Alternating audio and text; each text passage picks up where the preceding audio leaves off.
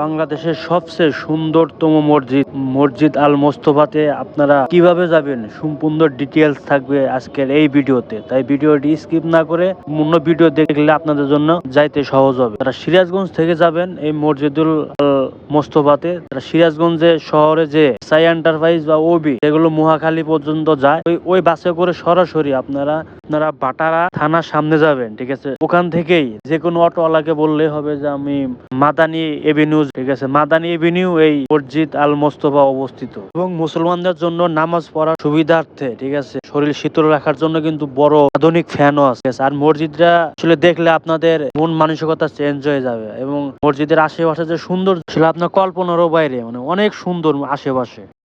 আসসালামু আলাইকুম, আমি আছি এখন বাড্ডা অবস্থিত আল মোস্তফা মসজিদে।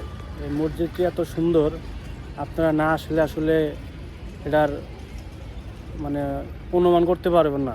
ঠিক আছে, এই মসজিদটির বিস্তারিত জানতে আমার ভিডিওটি দেখুন। আর যদি ভিডিওটি ভালো লাগে তাহলে অবশ্যই ভিডিওটা শেয়ার করে দিবেন।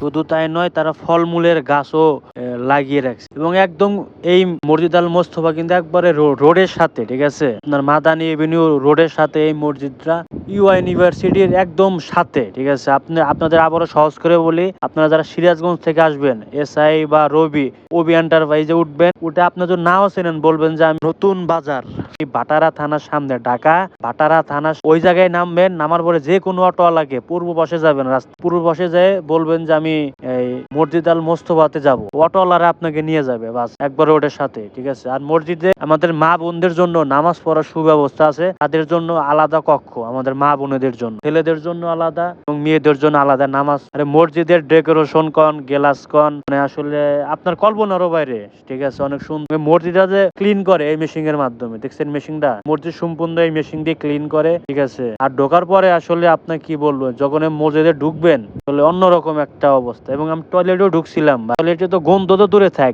খালি ঢোকার পরে পারফিউমের খালি বাসনা এসে। ঠিক আছে, অনেক সুন্দর মাশাআল্লাহ। আল্লাহ তাআলা মসজিদটা প্রতিষ্ঠিত করছে, আল্লাহ তাআলা তাকে সুস্থ রাখুন, তার জন্য দোয়া করি। ঠিক আছে, এবং এই মসজিদে যে আজান দেয় মাশাআল্লাহ, আল্লাহ তাআলা তাকে সুর দিছে, এই আজানের সুর তো সুন্দর। ঠিক আছে, আপনি আমার ভিডিও শুরুতেই একটু ঝলক দেখতে পাবেন। ঠিক আছে, আজানের সুর। আর আমিও ঘুরছি যে মাশাআল্লাহ, আল্লাহ তাআলা রহমত দিছে 2 ওয়াক্ত নামাজ পড়ার জন্য, 2 ওয়াক্ত নামাজও পড়ছি। মসজিদে আমি অনেকক্ষণ ঘোরাঘুরি করছি। মসজিদের উপরে যে যদি আপনি মসজিদে রাতের বেলা যান তাহলে মসজিদের যে আসল সৌন্দর্য আপনারা দেখতে পাবেন। মসজিদে যখন রাত হয় লাইটিং জ্বলে, অনেক সুন্দর।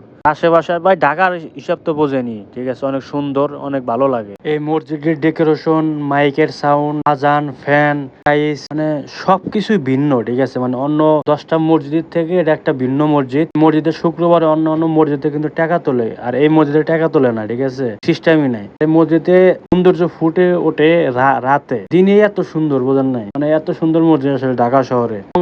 ওই জায়গায় এই মসজিদের নামাজ পড়বেন সব নিয়ম কানুন লেখা আছে। ঠিক আছে, এবং এভরিথিং আর কি, আপনার যেন বুঝতে কোনো সমস্যা না হয় এই কারণে। এবং মাইকে যখন আমি আজান শুনি আসলে আমি নিজে সত্যি কথা মানে কান্না করে ফেলি, এত সুন্দর আজান দিছেন, আর এত সুন্দর কণ্ঠ, আমি আসলে অবাক।